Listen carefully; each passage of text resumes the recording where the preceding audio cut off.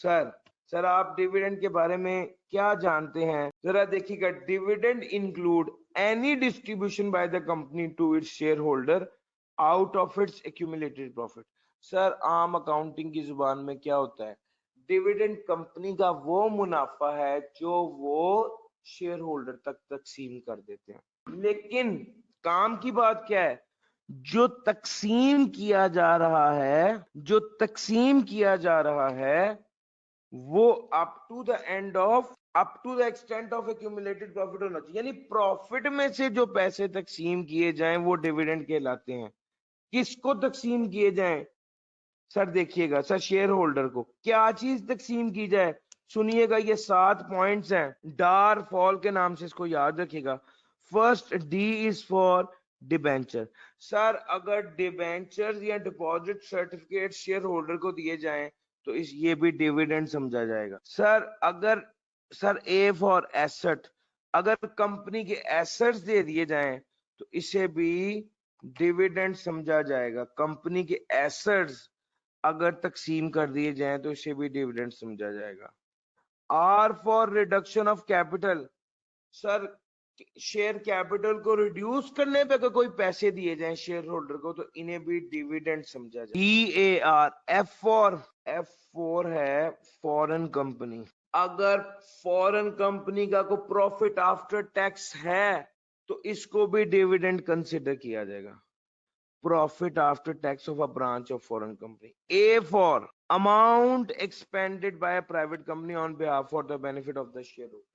Share holder के benefit के लिए, शेयर होल्डर की बेनिफिट के लिए जो अमाउंट खर्च की जाए उसको भी amount expended by the private company on behalf for the benefit of share holder, उसको भी डिविडेंड कहा जाता है। डबल एल रह गया एल फॉर लोन, अगर प्राइवेट कंपनी अपने शेयर होल्डर को पैसे दे तो उसे डिविडेंड समझा जाएगा।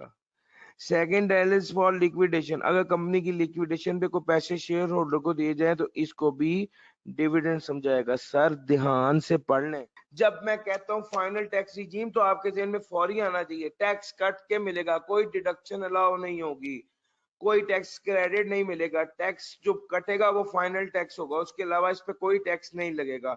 सर एक एम्प्लॉय, अब जरा इसकी मिसाल लो, प्राइवेट कंपनी ने 100 रुपए का लोन दिया अपने शेयर होल्डर को, तो सर वो 100 रुपए का लोन देगी तो 15 रुपए टैक्स काटने के बाद 85 रुपए पे करेगी, यानी कंपनी 15 रुपए का टैक्स डिडक्ट करेगी। क्यों? क्योंकि प्राइवेट कंपनी जब लोन देती है अपने शेयर होल्डर को तो इसे क्या ट्रीट किया जाता है, डिविडेंड ट्रीट किया जाता है।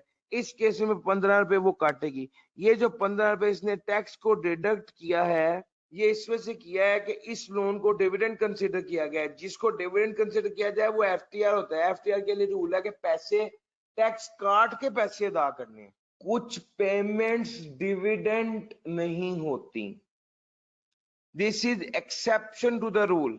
पॉइंट नंबर 4 देखिएगा, remittance of after tax profit by the branch of petroleum exploration and production foreign companies operating in Pakistan, इन पेमेंट्स को डिविडेंड नहीं कंसिडर किया जाएगा।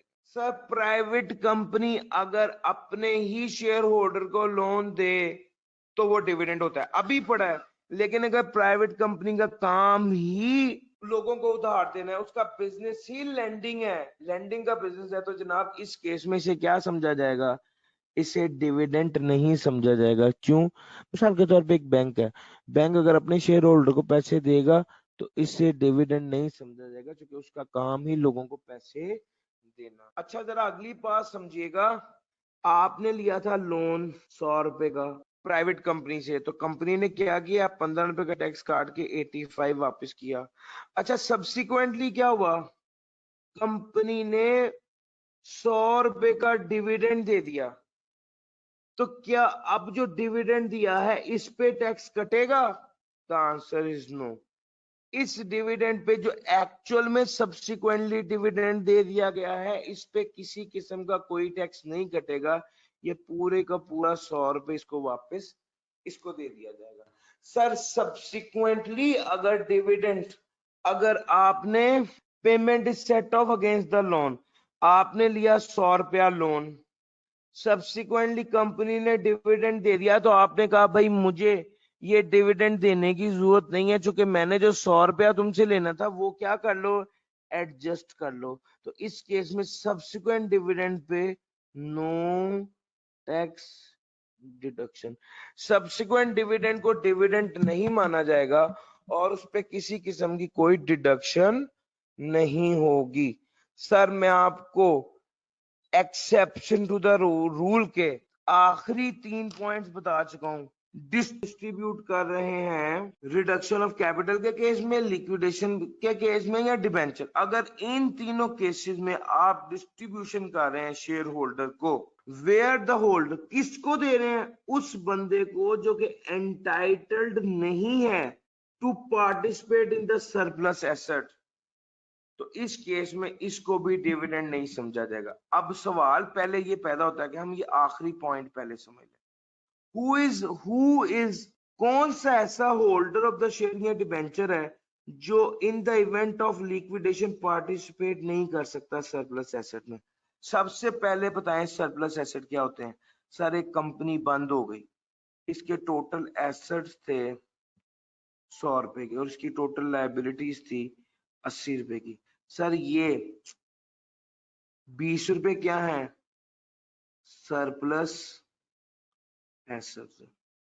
सर ये 20 रुपए किसको दिए जाएंगे, ये 20 रुपए जो सरप्लस एसेट है ये किसको दिए जाएंगे, ये सर शेयर होल्डर को दिए जाएंगे। अगर वो डिबेंचर होल्डर हो तो वो तो कंपनी की लायबिलिटी होती है, अगर वो प्रेफरेंस शेयर होल्डर हो और उसे फिक्स इंटरेस्ट मिल रहा हो तो वो कंपनी की लायबिलिटी होती है। अब ये वाले सरप्लस एसेट किसको दिए जाते हैं भाई, ये ऑर्डिनरी शेयर होल्डर को दिए जाते हैं।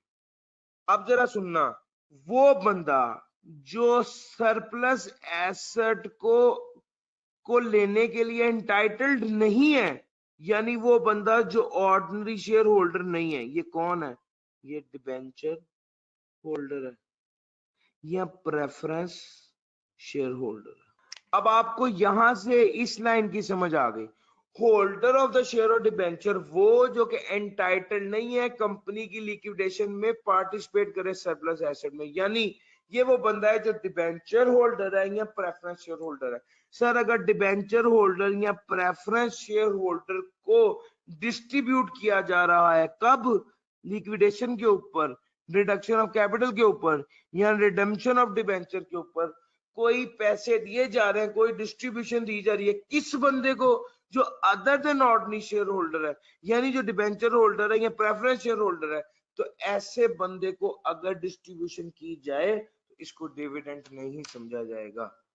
सर मैं इस सारी बात को एक छोटी सी लाइन में भी बता सकता था, ऑर्डिनरी शेयर होल्डर के अलावा किसी दूसरे बंदे को डिस्ट्रीब्यूशन की जाए लिक्विडेशन ऑफ कंपनी या लिक्विडेशन रिडक्शन ऑफ कैपिटल या रिडेम्पशन ऑफ डिबेंचर के केस में, तो ऐसे बंदे, ऐसी पेमेंट को डिविडेंड नहीं समझा जाएगा।